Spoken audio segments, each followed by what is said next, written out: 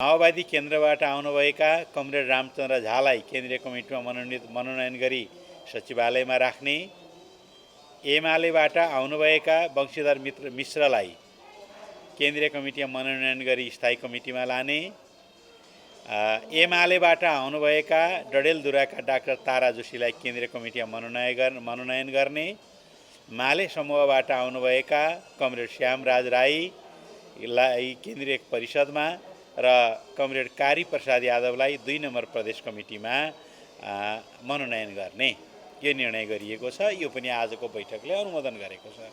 दक्षिणपन्थी विसर्जनवाद विरुद्ध विद्रोह गर्दै नेपाली कम्युनिस्ट आन्दोलनमा वैचारिक शुद्धिकरण र साङ्गठनिक पुनर्गठनको प्रक्रियाबाट अगाडि बढिरहेको नेपाल कम्युनिस्ट पार्टी एकीकृत समाजवादीमा अन्य पार्टीबाट विद्रोह गरी समाहित हुनुभएका सम्पूर्ण नेता कार्यकर्तालाई यो बैठक सम्मान प्रकट गर्दै स्वागत गर्दछ।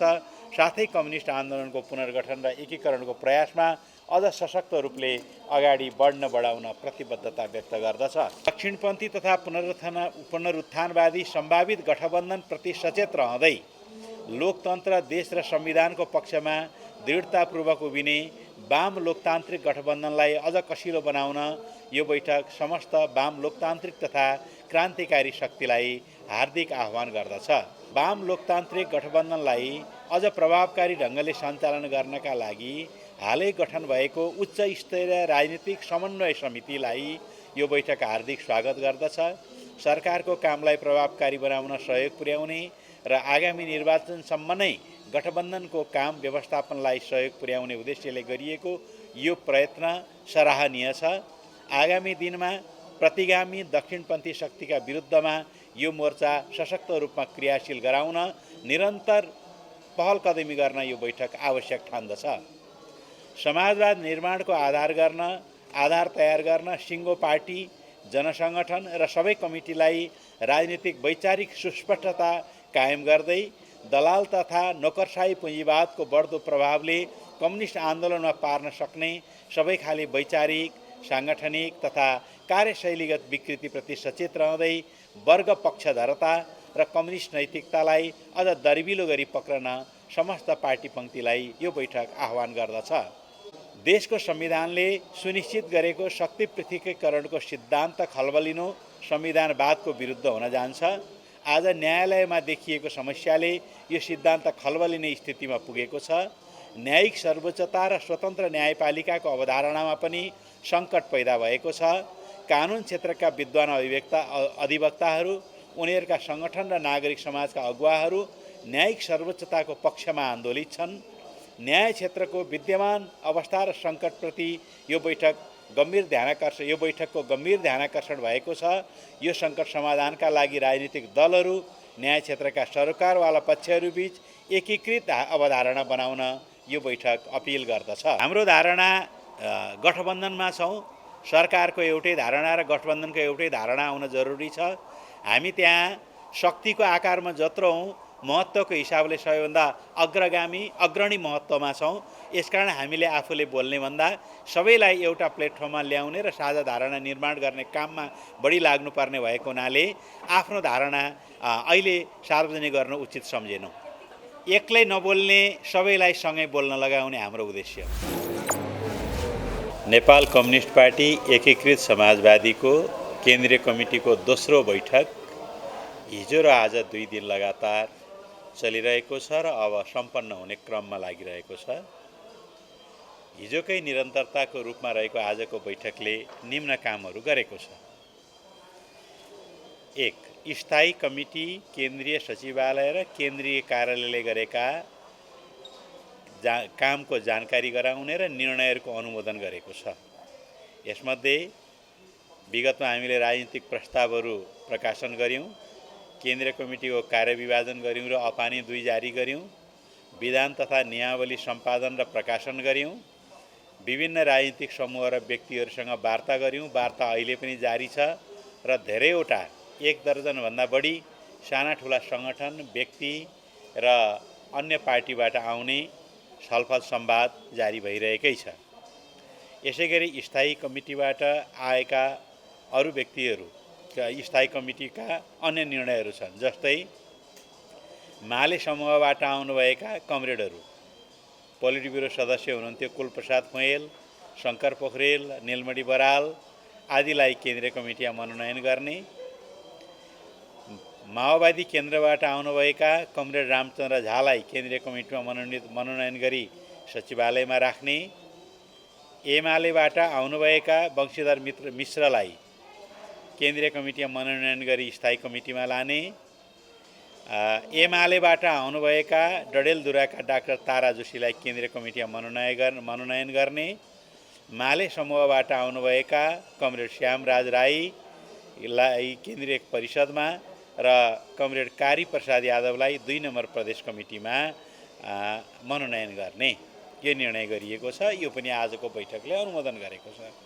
2 हामीले प्रदेशहरूको रिपोर्ट लिएका छौँ। 10वटा समूहमा यो विभाजन गरिएको थियो समूह छलफल। सबै समूहले आफ्ना रिपोर्टहरू प्रस्तुत गरे।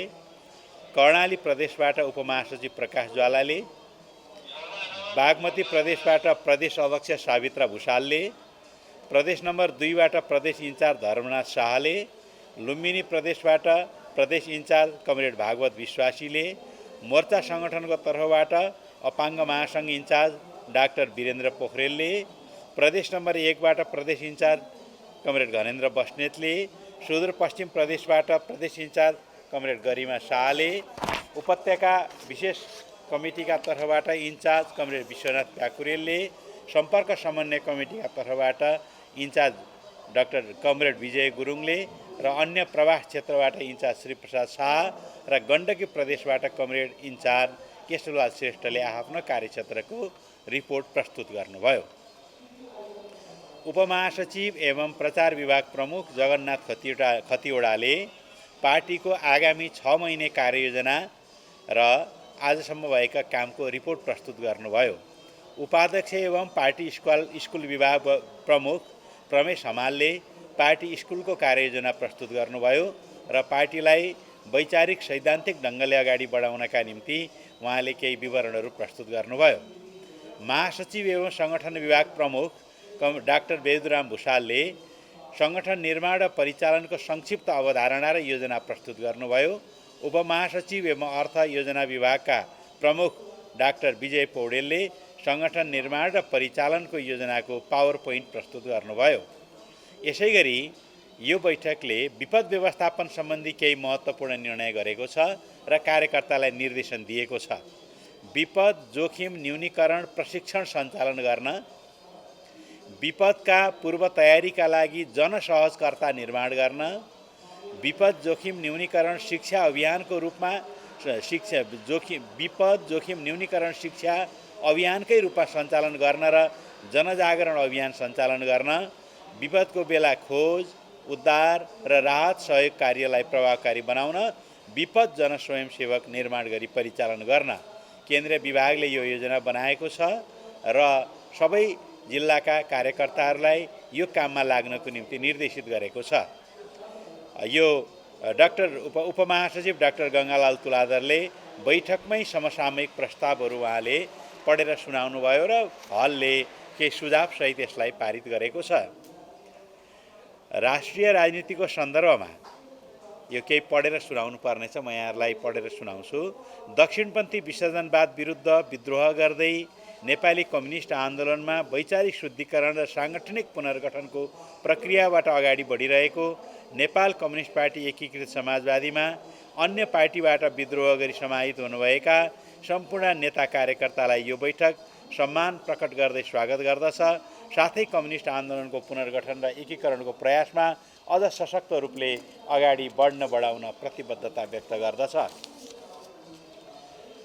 दक्षिणपन्थी तथा पुनरुत्थानवादी सम्भावित गठबन्धनप्रति सचेत रहँदै लोकतन्त्र, देश र संविधानको पक्षमा दृढतापूर्वक उभिने वाम लोकतान्त्रिक गठबन्धनलाई अझ कसिलो बनाउन यो बैठक समस्त वाम लोकतान्त्रिक तथा क्रान्तिकारी शक्तिलाई हार्दिक आह्वान गर्दछ।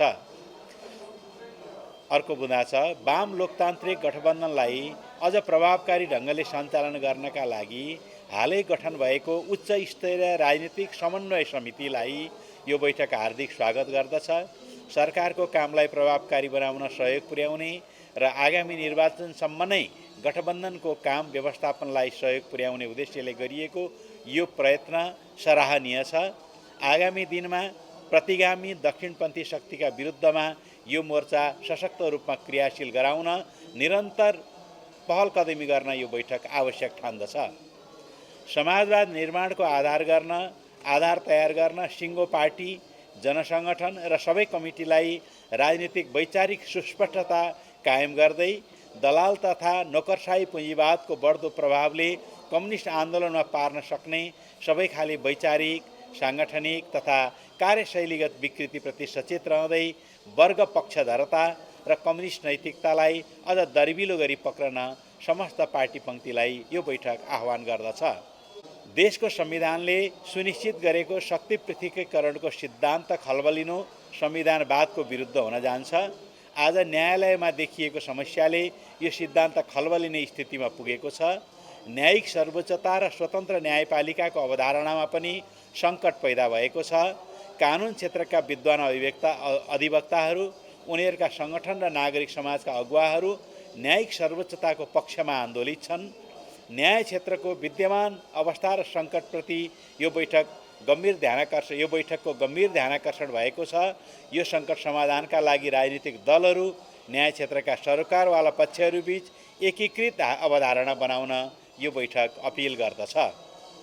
आर्थिक सामाजिक सन्दर्भमा नेपालमा कोभिड-19 को प्रकोप केही कमजोर देखिन थालेको भए पनि यसको खतराबाट अझै मुक्ति पाइसकेको स्थिति छैन। तसर्थ यसको फैलावटलाई रोकथाम गर्नका लागि आवश्यक पर्ने स्वास्थ्य सेवालाई सुलभ र यसमा आम जनताको पहुँचलाई विस्तार गर्न, खोपको विस्तारलाई प्रभावकारी ढङ्गले अगाडि बढाउन, बालबालिकाहरूमा समेत सुरक्षित खोप उपलब्ध गराउन र कोभिड नियन्त्रण एवं रोकथामको प्रोटोकललाई कडाइका साथ लागू गर्न यो बैठक नेपाल सरकार समक्ष माग गर्दछ। 2. कोभिड सङ्कटले नेपालको शिक्षा प्रणालीमा रहेको वर्ग विभाजनलाई थप उदाङ्गो पारिदिएको छ।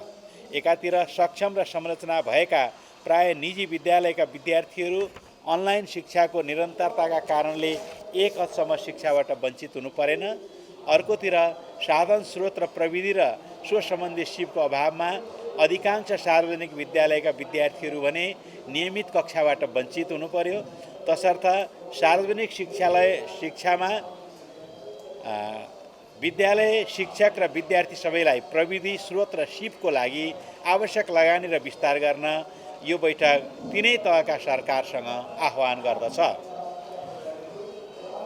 प्रादेशिक वैदेशिक रोजगारबाट कोभिड-19 का कारणले रोजगार गुमाएर वा अन्य अप्ठ्याराले स्वदेश फर्किएका नेपालीलाई सहयोगको परिस्थिति निर्माण गर्न आवश्यक ध्यान दिन यो बैठक सम्बन्धित सरोकारवाला पक्षसँग हार्दिक आह्वान गर्दछ।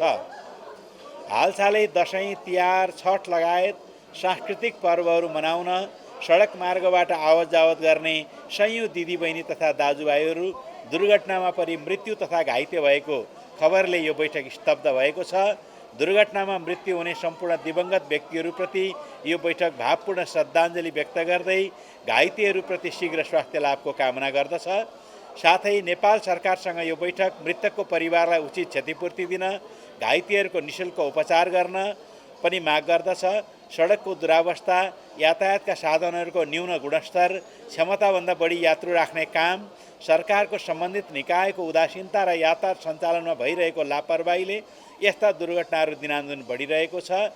सरकारको यसतर्फ गम्भीर ध्यानाकर्षण गर्दै दुर्घटना न्यूनीकरणका प्रभावकारी कार्यक्रम ल्याउन र यात्रुहरूमा दुर्घटना बिमा अनिवार्य गराउन पनि यो बैठक माग गर्दछ। हालै पेट्रोलियम पदार्थ तथा खाना पकाउने एलपी ग्यासमा गरिएको मूल्य वृद्धिको यो बैठक गम्भीर विरोध प्रकट गर्दछ।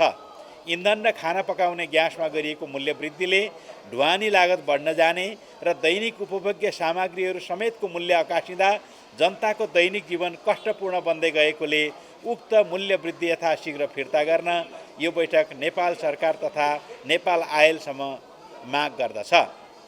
नेपालको मौजुदा संविधान र कानुनले छुवाछुत र भेदभावलाई दण्डनीय बनाएको भए तापनि सामाजिक रूपले वर्गीय, जातीय, लैङ्गिक भेदभाव कायम नै रहेका विभिन्न घटनाहरूले प्रष्ट पारेका छन्।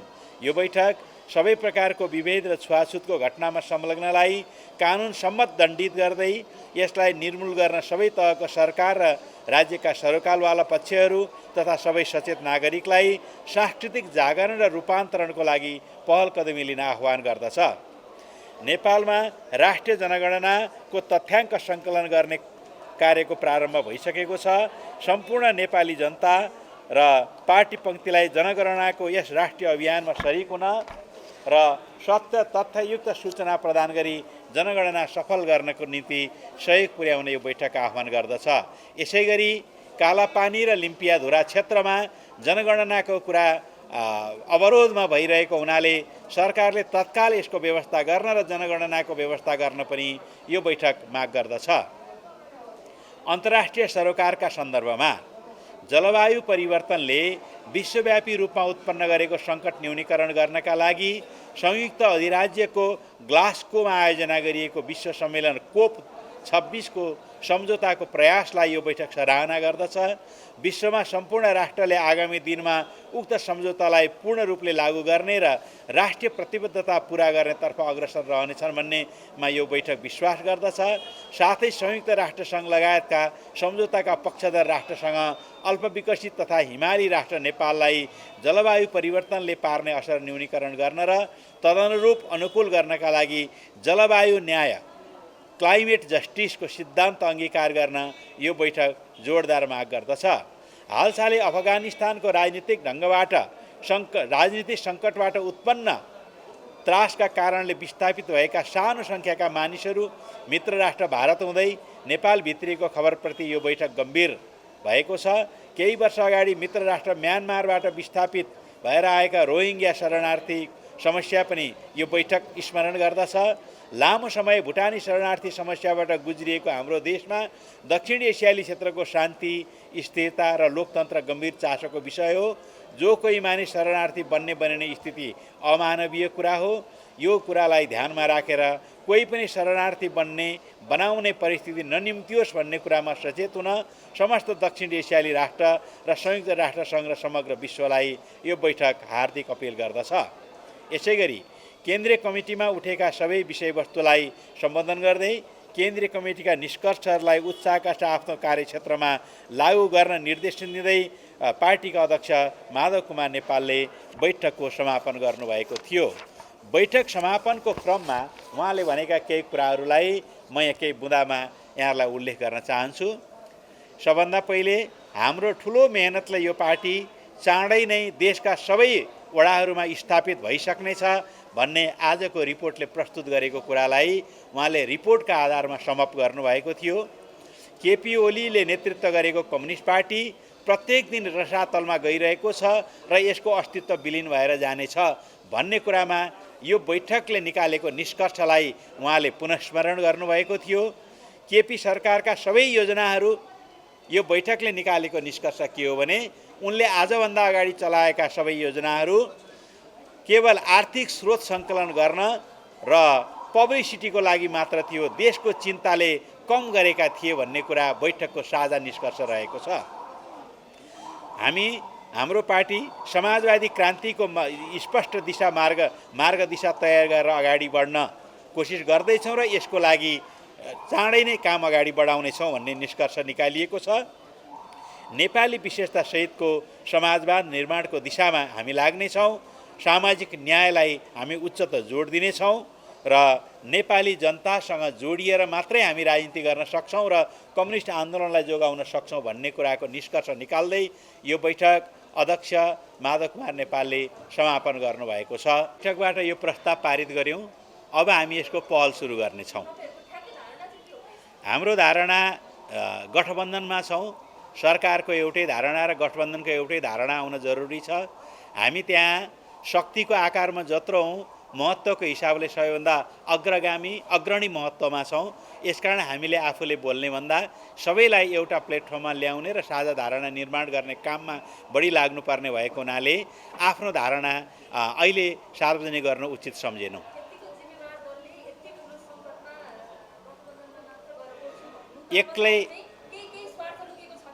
एक्लै नबोल्ने, सबैलाई सँगै बोल्न लगाउने हाम्रो उद्देश्य हो।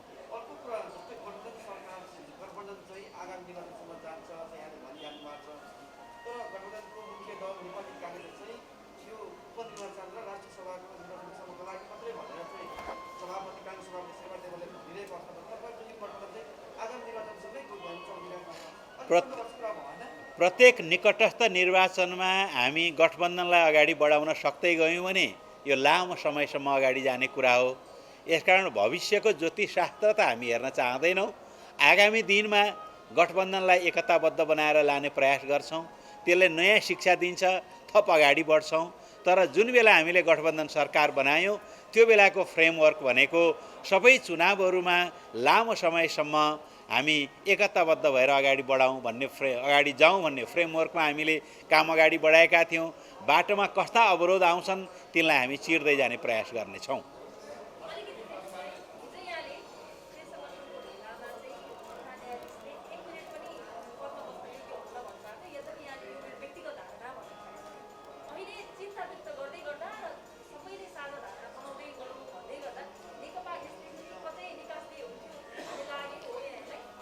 मैले यो पार्टीको उपमहासचिव छु, प्रचार विभागमा छु। पार्टीको अफिसियल धारणा मैले बोलिरहेको छैन। मेरो आफ्नो निजी इच्छा, मेरो निजी जानकारी, निजी सूचना र निजी धारणा प्रस्तुत गरेको छु। प्रधानमन्त्रीले प्रधान न्यायाधीशले यो पदमा अब बसिरहनु अनेकौं कारणले, उहाँले भोलि काम गर्न सक्ने नसक्ने कारणले, यसको हार्मोनाइज गर्ने हिसाबले, अन्य न्यायाधीशहरूसँगको मेलको हिसाबले र यसको कानुनी न्याय सिद्धान्तका विभिन्न पक्षहरूलाई हेर्दाखेरि उहाँले यो पदमा बसिरहनु उपयुक्त छैन भन्ने मैले धारणा राखेको छु। यो धारणा मैले बाहिर राखेँ भने बैठकभित्र पनि राखौँला। बैठकले के निर्णय गर्छ त्यो त बैठकले गर्ने निर्णय हो। यसकारण म त्यतातिर जान चाहन्न। मैले मेरो धारणा राखेको छु। प्रधान न्यायाधीशले अब त्यो कुर्सीमा बसिरहनुभन्दा निकास दिनु उचित छ र उहाँले राजीनामा दिनु उचित छ। पार्टीको धारणा एक्लै बोल्दैन। अहिले एकीकृत समाजवादी सबैलाई सँगै बोल्न लगाउन चाहन्छ र हामी जे बोल्न चाहन्छौँ अरूलाई पनि त्यही बोल्न लगाउने प्रयास गर्छौँ। होइन भने साझा धारणा जे हुन्छ त्यही बोल्ने प्रयास गर्छौँ।